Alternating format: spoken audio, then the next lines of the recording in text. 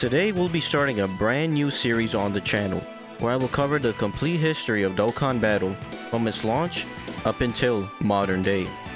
I'll be covering the major characters, events, and controversies throughout Dokkan history, and will mainly be talking about the JP timeline of events. I'll also mention the corresponding release dates on the global version for each banner, as well as major incidents that occurred only on global. Strap in as we delve straight into the early days of Dokkan, an era that predates LRs and even Dokkan Fest.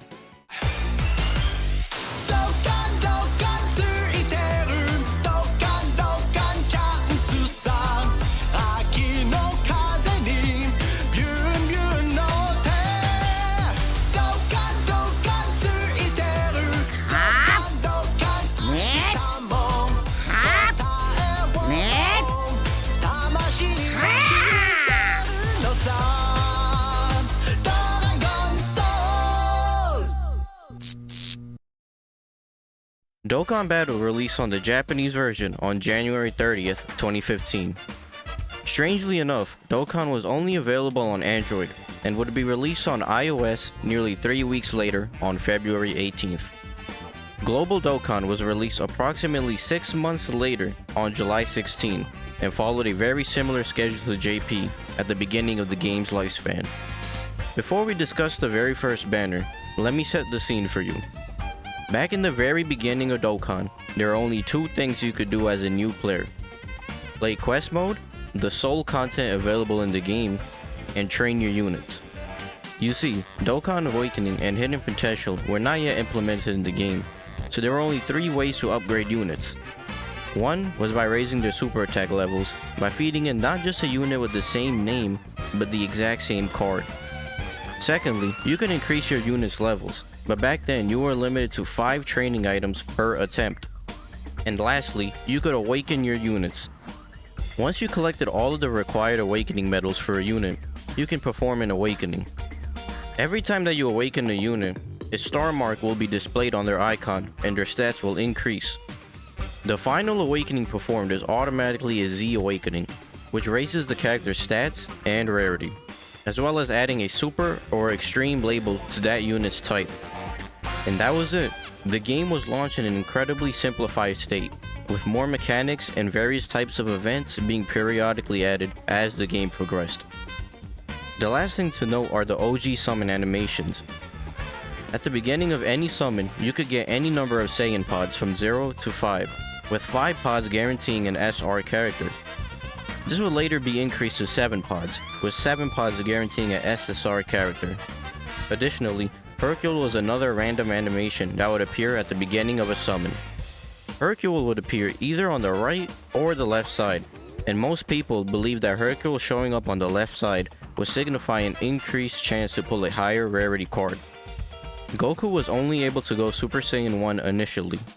It wasn't until an update months later that introduced 7 pods, Super Saiyan 2, Super Saiyan 3, and Bye Guys, all of which guaranteed an SSR.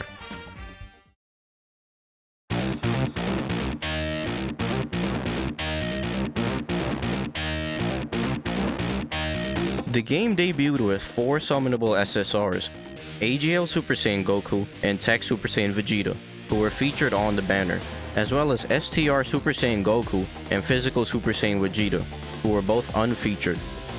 STR Super Saiyan Goku, aka Stroku, was by far the best damage dealer in the game, as he was the only one with a real passive out of the 4. However, due to his unfeatured status, Tech Vegeta was the most popular SSR at the time, as he had a better leader skill and stats than the other 2 units. That is, if you were even lucky enough to pull a SSR. You see, SSR rates back in the day were abysmally low, with several people calculating them to be about 2% or lower. This means that most people will be running teams filled with rare and SR units. And the first free-to-play unit in the game was a rare Goku from the Epic Showdown event. Released on February 10, you could only get 1 copy at the time. This was back in the day where every resource was scarce and treated like gold. Players had very little Zenny, stamina, training items, awakening medals, and of course very few Dragon Stones to grind from quest mode. So everyone happily ran Super Attack Level 1 Rare Goku on their teams. Players were even more ecstatic when a week later, the first story event ever dropped, with the farmable rare Gohan, who was able to put in some work at Super Attack 10. As for popular SR units at the time, the recommended character for new players to reroll for was STR First Form Frieza. You see, the meta leader skills back then were ones that either raised attack or ki, as attack was far more important to defense, and super attacks were rare to get off under leader skills that didn't raise ki. Frieza gave all types 15% attack, which made him one of the best rainbow leaders at the time. He also dealt decent damage and possessed the Metamorphosis link. This link was glitched back then and would activate 3 times in one turn, which skyrocketed the values of characters with this link. This glitch wouldn't be fixed until many months later, during the start of the 3 ki attack up by 3000 meta. Additionally, the first free-to-play SR unit released towards the end of February, Super Strike Event SR Vegeta. He was a very strong unit who gave AGL types 3 ki, but he was quite tough to get for many players due to his event having a low drop rate and a difficult Z hard stage that required good units and a lot of stamina to complete. Dokkan would release a new Super Strike unit every few weeks for the next several months, each being a decent leader for their respective monotype teams. The second ever banner released on February 17, which featured physical Piccolo and Int Super Saiyan Gohan. Both units were quite decent at the time, with Gohan being considered one of the stronger SSRs due to gaining ki in his passive. Piccolo also possessed the Metamorphosis link, which greatly increased his value. However, both of these units were eclipsed at the end of February, when the third banner released featuring Tech Final Form Frieza and Physical Xeno Trunks. Physical Xeno Trunks was a complete disappointment and was nothing special, but we'll come back to him in the near future. Frieza was the first card in the entire game to have a catastrophic super attack multiplier, the strongest attack multiplier at the time, which would later be renamed into Supreme.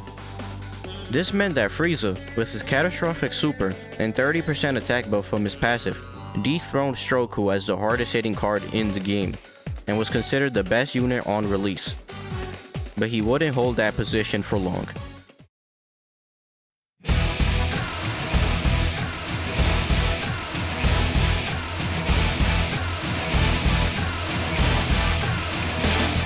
Almost 2 weeks later, on March 13th, Dokkan released STR Super Saiyan Bardock and AGL Super Saiyan 2 Goku, as well as our Lord and Savior, Shugesh. Goku was quite good as he also did catastrophic damage and gained 3 ki from his passive. Bardock though, was jaw-dropping. He was the first unit in the game to give all types attack up by 25%, which alongside all types ki plus 2, which would be released a little later, was the gold standard for the first 7 months of the game. Bardock quickly surpassed Frieza as the best unit in the game, and more units resembling Bardock would start to pop up more frequently. Shugesh also became a massive meme in the Dokkan community due to how frequently he was popping up in people's summons on this banner, leading players to revere him as if he was an actual god of a unit. At the end of March, we got another all-star free-to-play unit, Super Strike Int Mecha Frieza. Mecha Frieza was easily the best Super Strike unit out of the first batch and did incredibly good damage for a free-to-play unit. We also got another major banner drop in the form of Int Perfect Cell and STR Super Saiyan 2 Gohan. Super Saiyan 2 Gohan was essentially just Tech Frieza with a Saiyan Link set, and Int Perfect Cell had STR Bardock's leader skill and a catastrophic super. Both units were top tier, but nothing the game hadn't seen before.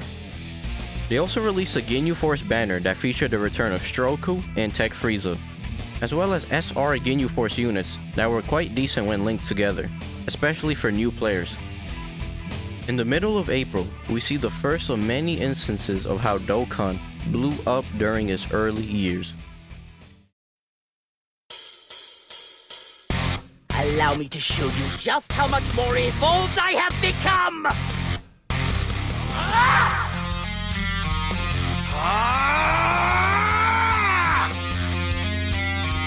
No holding anything back! I'm going to reduce you and this sorry excuse for a planet into dust!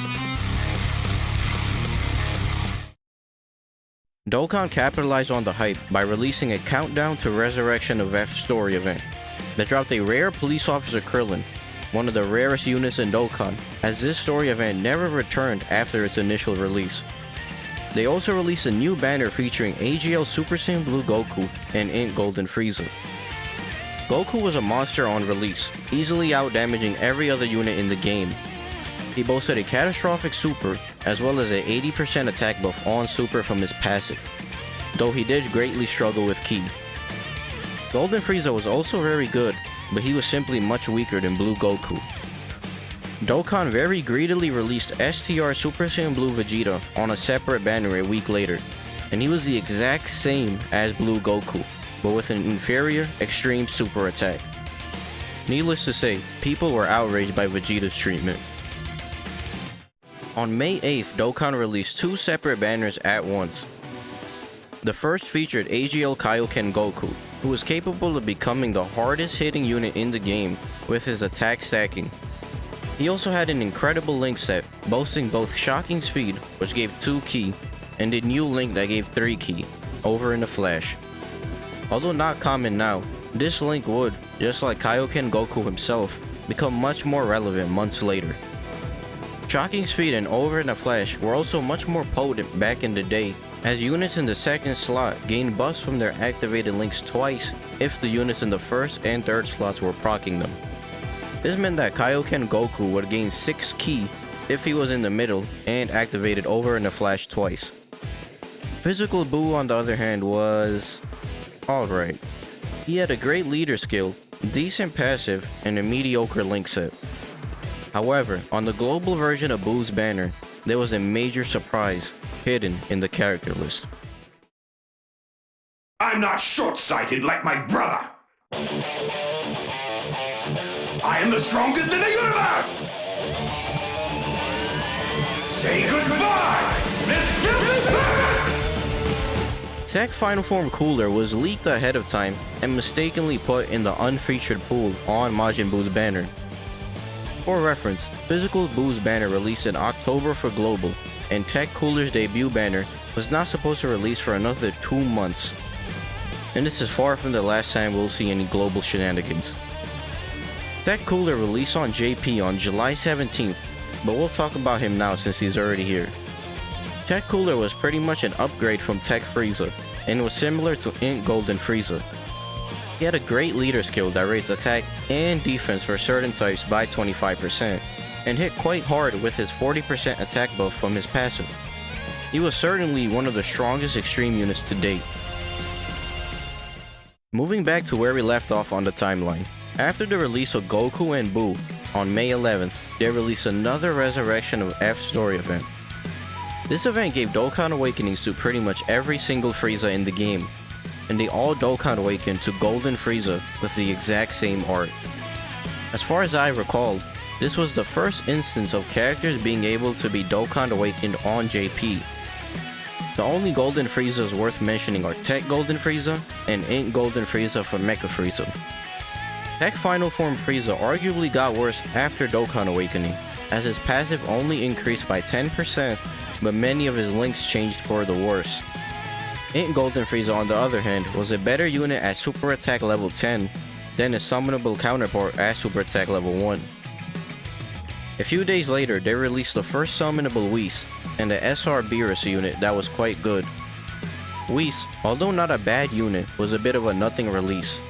Also, this was around the time they started replacing catastrophic damage with supreme damage, at least on global.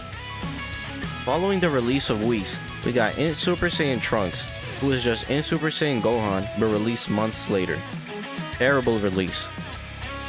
On the final day of May, we got our first Majin Vegeta unit, who like Trunks and Whis was quite underwhelming.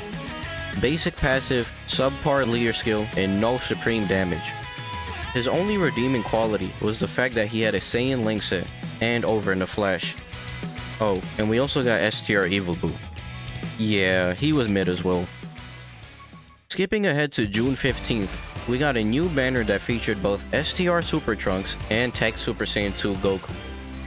At this point in the game, if you didn't do supreme damage or stack attack, you were lacking as a damage dealer, so Trunks with his extreme damage super wasn't anything to write home about.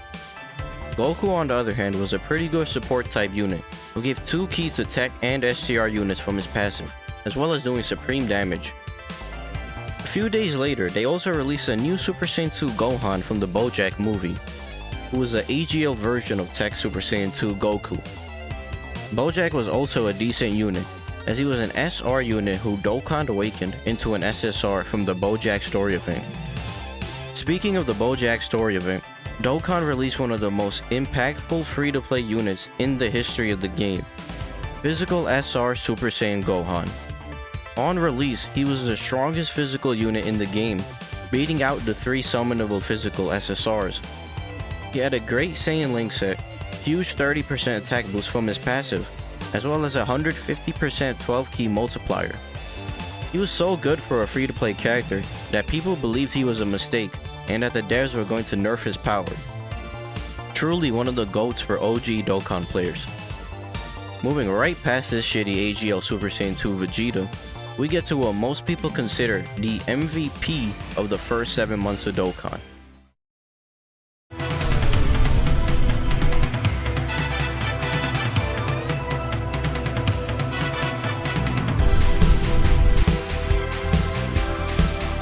STR Super Saiyan 3 Goku was an almost complete unit.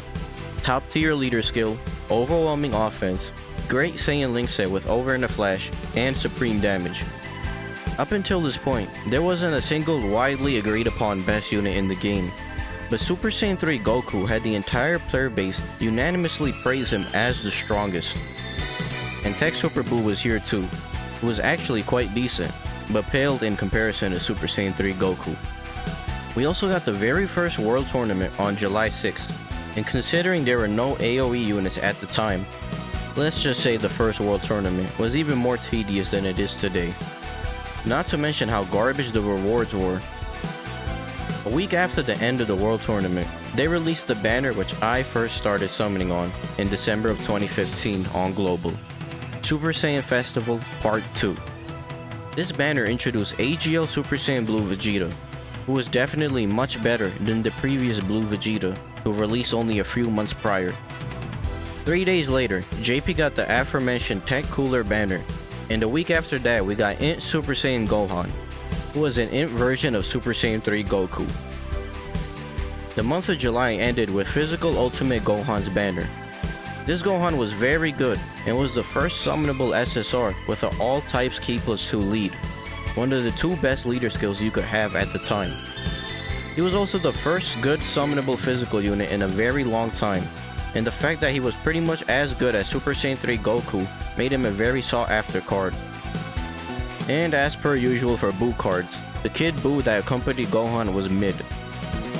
Moving into the final stretch of this first era of Dokkan, on August 11th we get to the other MVP of OG Dokkan, and one of my favorite units of all time.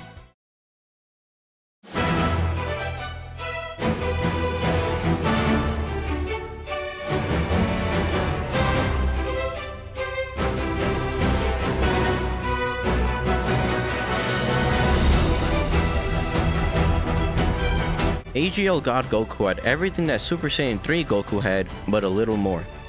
His Link set was insanely good, and his raw stats were higher than every other SSR. He also got more attack in his passive than Super Saiyan 3 Goku and Ultimate Gohan.